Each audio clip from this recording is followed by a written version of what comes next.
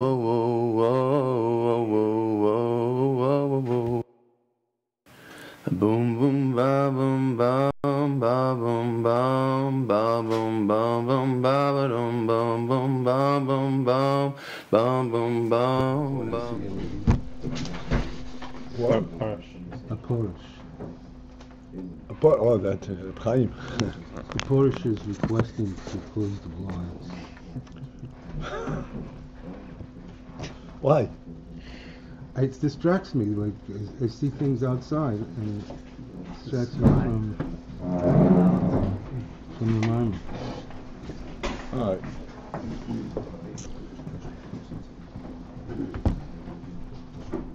David? Yeah. All right. So third from the top of the page, Yud Aleph, and the line begins with the word hapnimis.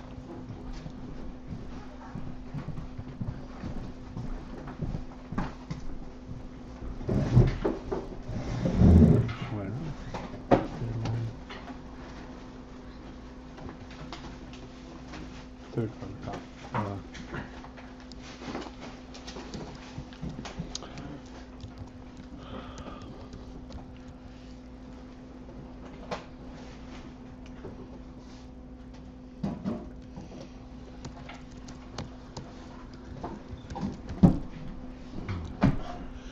All right. There you go. So we stepped into this new concept.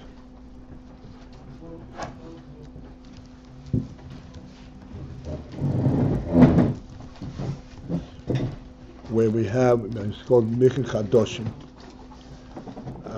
It's a completely different status and different process. This is, as you said, the sphere is the sphere is at the level as they are treasured, contained in the matzil, in the very source. Source. Yeah, love. Sorry. They're coming right on. Hello.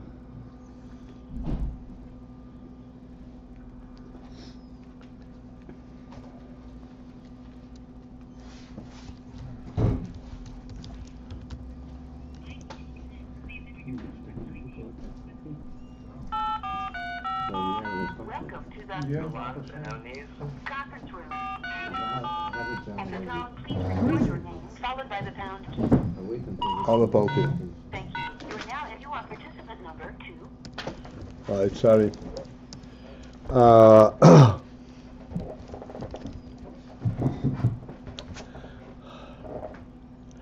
And as we were trying to point out that these spheres, this is what we say, that even the Keli is in the category of Chayohi rather than Garmohi. In other words, the Keli is not a standalone entity, like normally a Keli is a means by which you present the oil.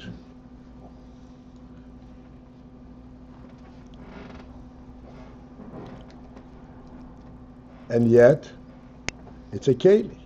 It's Koyach HaChochma. We mentioned that we spoke yesterday. It's Koyach Ma, but it's a Koyach. A Koyach means that it functions from outside, external to the Etzem.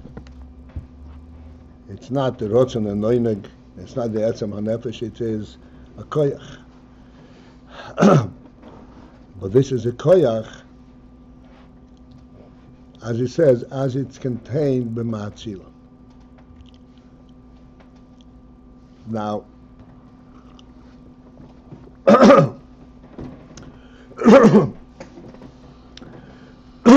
these oilers, this Indian, first begins to be recognized I'm sorry. After one goes through the whole beetle that expresses itself in the form of hislavus,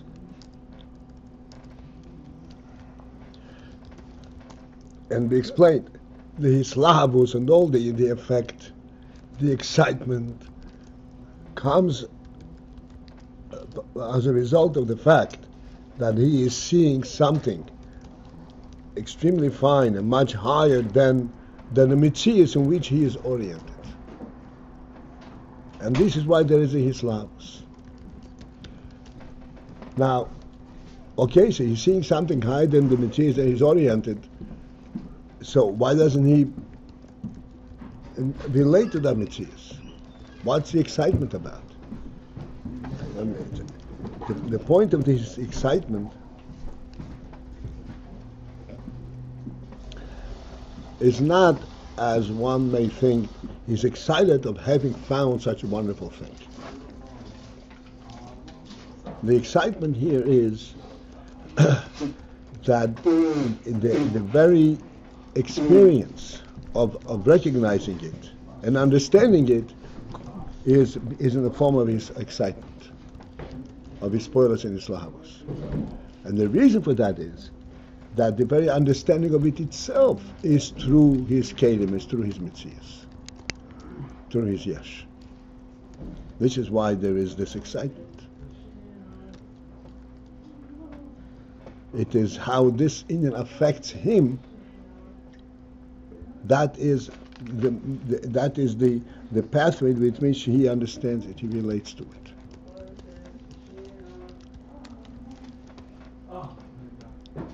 He does not relate to it directly as its own truth.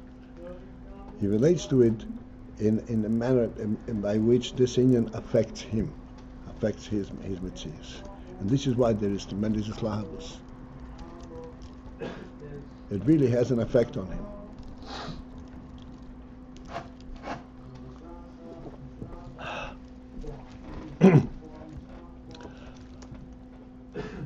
Again, which means, just to repeat in order to get to the next step, it is the effect that it has on him that causes the whole hislavus, and that is part of the understanding itself.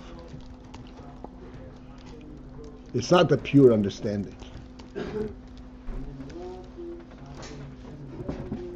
What alternative excitement, path of excitement could it have been?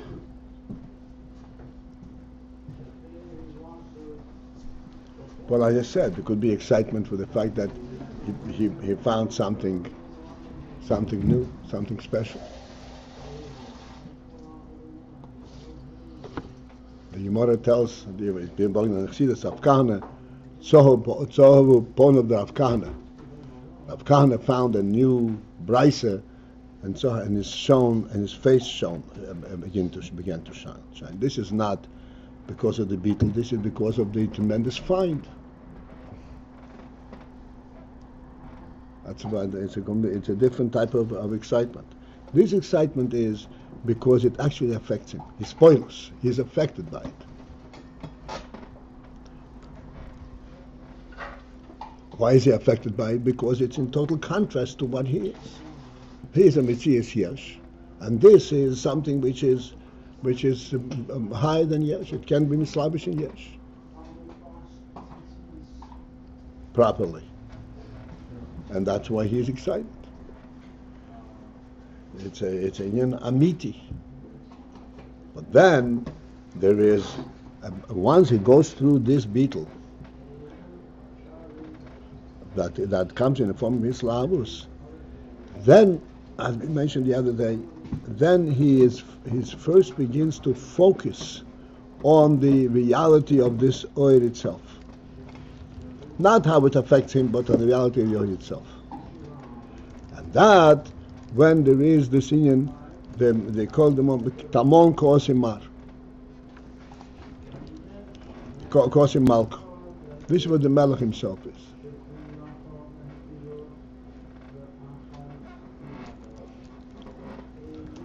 And then there is no Hislavus. The reason there is no Hislavus there, we also discussed, because Melech, Malkut, there's nothing to understand about the Melech. It's not something that he understands and has an effect upon him. There's nothing to understand about the Melech. This is plain, pure beetle. This is the reality itself. And to relate to reality, it is only through beetle. You cannot attempt to grasp and understand what it is.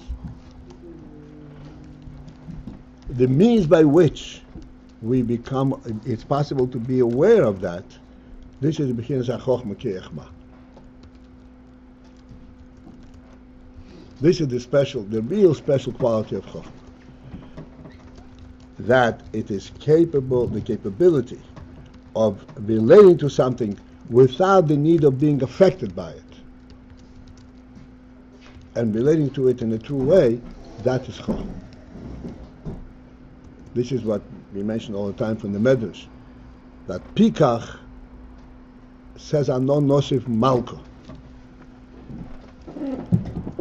which means that what he is taking is not something that he can translate any kind of practical benefit. That's the reality itself. And that's in HaChochmah. Pikach here means Chacham, yeah? Chacham means Chochmah. Okay. So as I said, we're starting from the line of Pnimis. These are the spheres, translate. And we said before, the translation means that they are treasured in Matzila. What does it mean they're treasured? They're treasured. They're safeguarded in Matzila.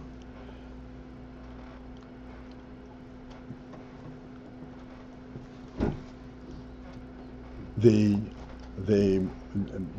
spheres, as we were discussing till now, this is, as we said, from the functional perspective. This is how the spheres become identifiable independently of their source. Sure, they have a source, but the source provides for them an independent presence. Means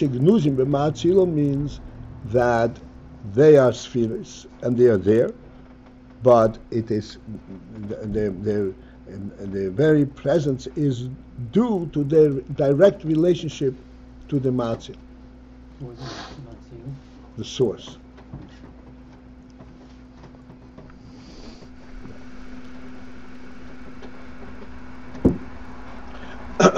For this, we have used the mashal, the mashal of a human activity. That there is everything that a human being uses in a practical level. This is only ha'ora of the real person. And we said that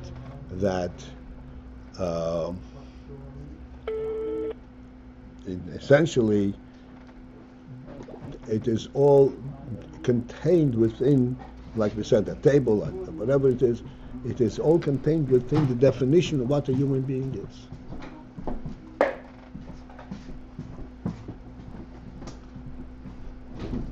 And ultimately, if you want to explain what is a table, if you really want to explain what a table, you cannot explain it without including that this is a human keli. To explain the table without including that this is for the use of a human being, you're not explaining a table. You're just explaining the keli of the table, the board with the four legs.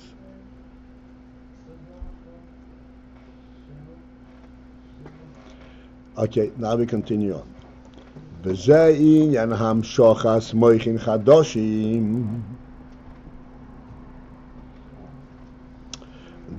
is the principle we said before, that there is the Hamshocha of Moichin Chadoshim that brings down new Moichin. And as we pointed out, that this new Moichin The preparation for that hamshacha is that there should be a permeation of the chitzonis dikemich. Hainu hamshoch Hashem maho atzmi, which is the drawing and bringing down the Shem maho atzmi, the essential element of the Shem ma, not just the effect. The chitzoni is the functional element of the Shem ma. Shem maho atzmi. In our discussions, this is like light, pure light, not light that has a function of showing, of being able to see a davar gashmi, but the pure element of light itself. The pure element of light, the experience of light, is not a standalone experience. The experience of light, in its purity, is directing your attention, so to speak, to the fact that there is a perfect, complete unity in everything. That's what light reveals. The fact that you can see an object, that is the lowest functional element of light.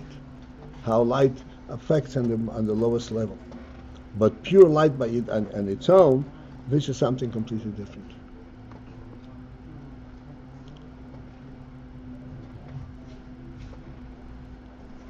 And that can only be understood and can only be recognized by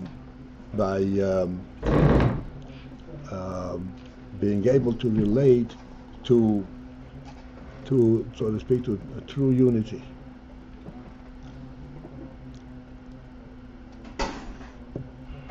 Shezehu toisvus meruba toisvus eir.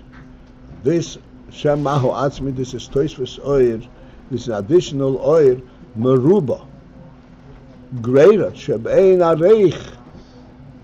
Even though it's called a toisvus oir, an addition of oir, which means that there is the oir that is inside the ishtalshelus, and then there is toisvus oir, an addition. But this addition is in a different category. Shebein areich legabe ha'oir the seder ishtalshelus, which is actually incomparable, completely in a different category totally than the oil of Seder Ishtalshelus.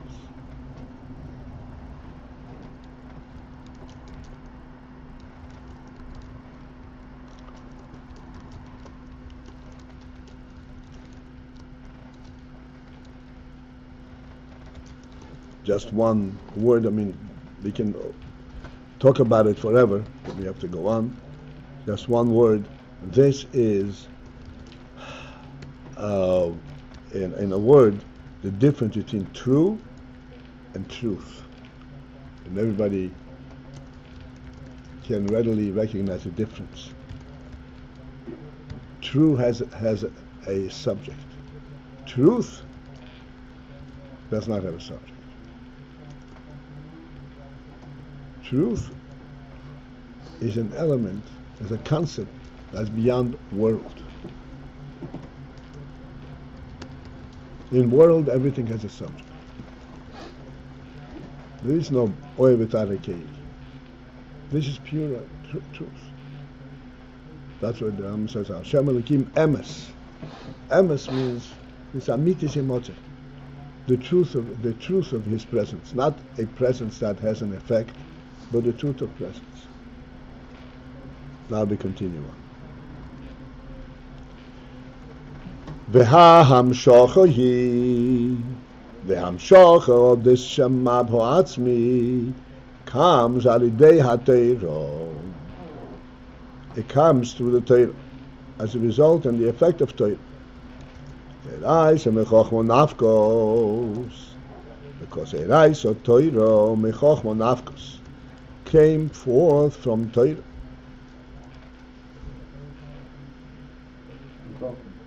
From Chochmah. Erais came forth from Chochmah. She'al yodo, and therefore al yodo, through the gift of Torah and through the absorption of Torah, nim shal gilu shema,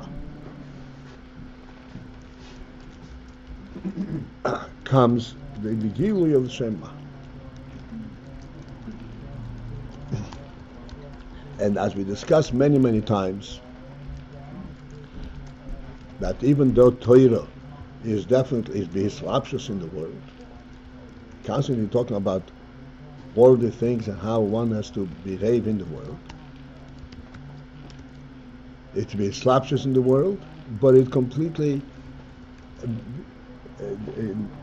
ignores, so to speak, the limits of the world. It expresses Ayin that is completely high in worldly terms, but it does not reckon itself, it does not give credence to the worldly view of these things. It defines it in its own way, in its own light.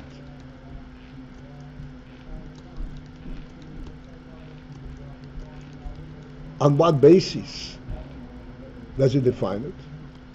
What is the basis of this definition? Basic definition, as I say, Maho Atzmi is the present, is the godly presence, not the worldly presence, the godly presence. That's essentially the basis for all Torah definitions. And we already had discussed many illustrations of this principle.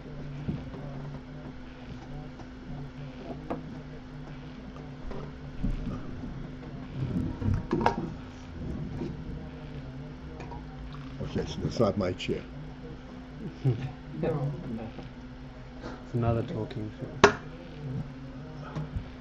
Just want to make sure I'm not making that noise, because Shlomo Innocent is a perfectionist and he cannot tolerate losing. You don't hear it, right? I'm taking after my friend Akiva here. Do you hear a squeaking sound? No, good. Not important. Okay.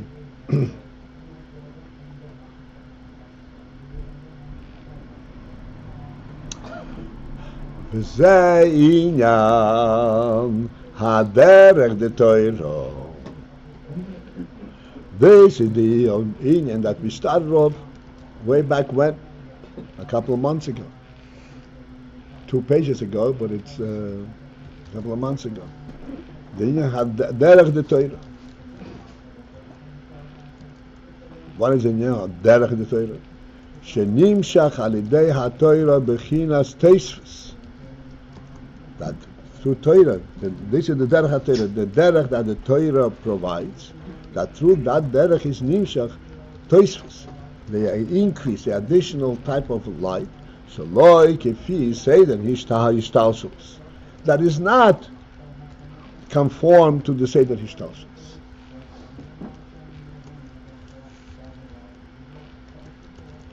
And we already pointed out before, when we learned about keser and chokhmah, how keser is nimshach and chokhmah in the normal Seder, that Seder Hishtalshus does not mean necessarily exclusively that this is total Behislapshus, that there is a total relationship, total understanding of one Madrig and the other. Like Chochmah, that Keser is not fully Behislapshus in Chochmah.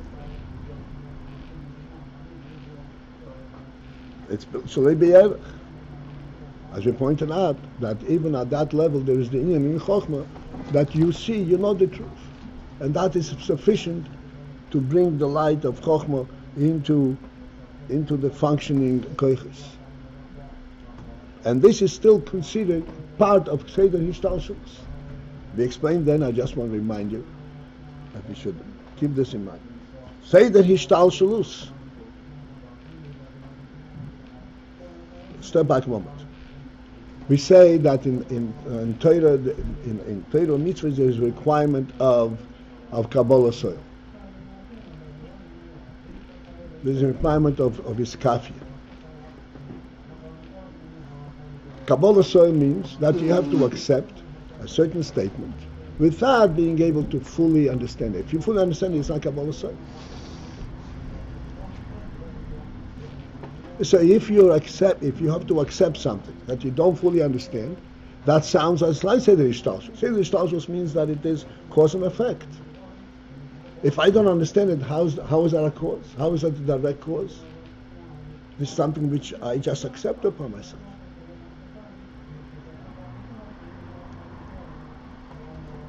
Say no. That is part of Seder Ishtalshalos.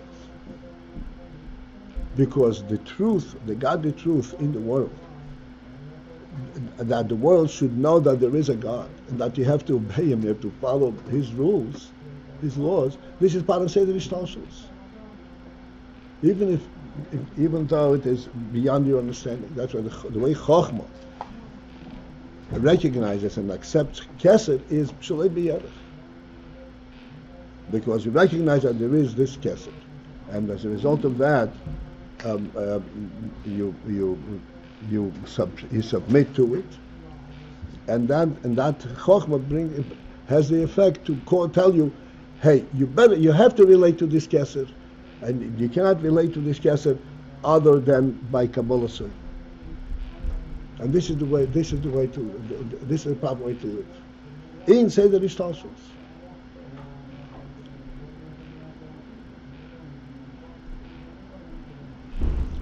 Once you go through that process, then you come to a Gilui that's Shalei B'Seder Ishtalshalos.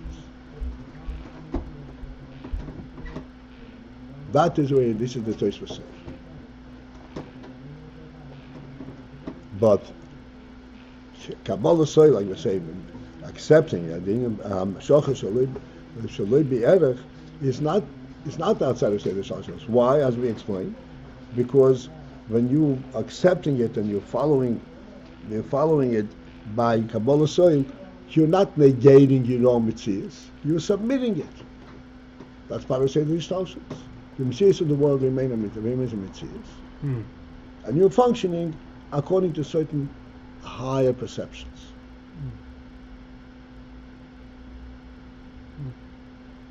Is that part of Seder Ishtalshalos? Tosfos Soyer is after that the whole mitzvahs, the Islavas and so forth, came to a point where you're ready to abandon the whole mitzvahs of the world, and you go into the Etzem Oyer. That's what I should say. That's what Tosfos says.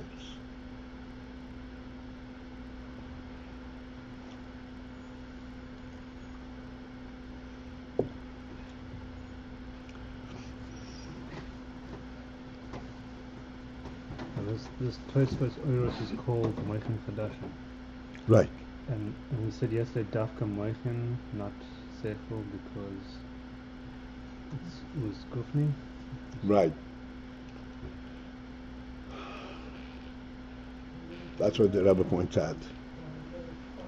Ihu v'chayoyi chad. Chayoyi refers to the keli of Chochmah, not the Oyer HaChochmah.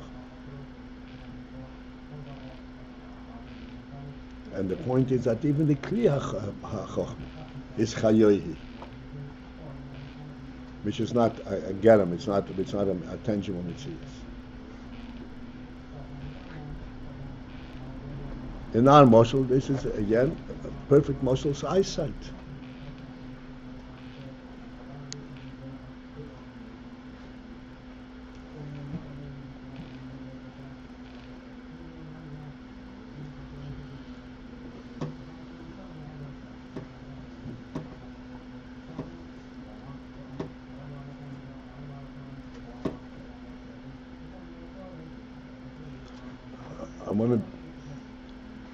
Eyesight, we discussed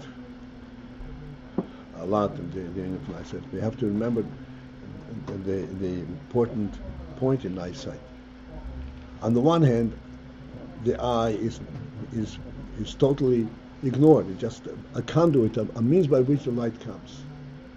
But it is a mitzias, because you can only see if you focus your eyes on that object.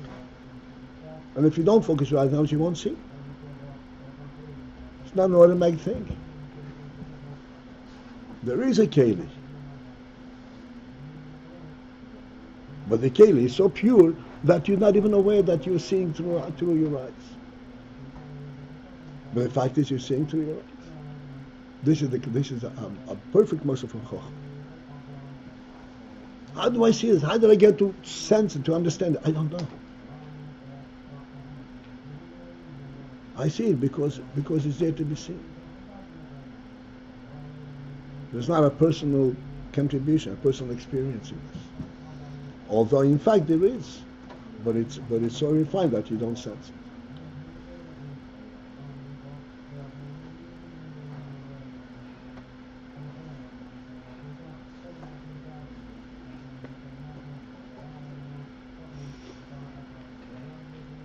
Okay, we are using the mitzvah of overstaying. So, okay, this is it for this morning.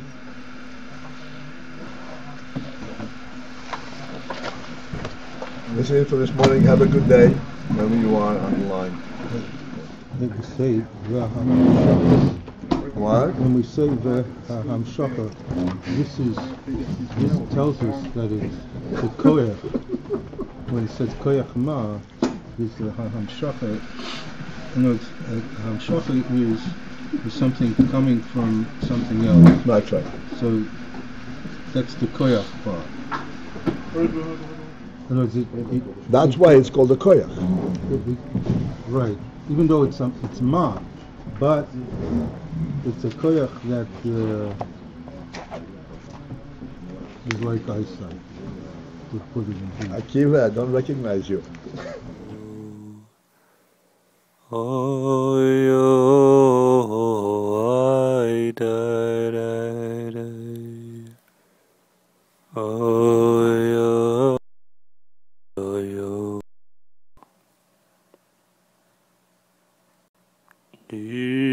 Da da da da da da da da.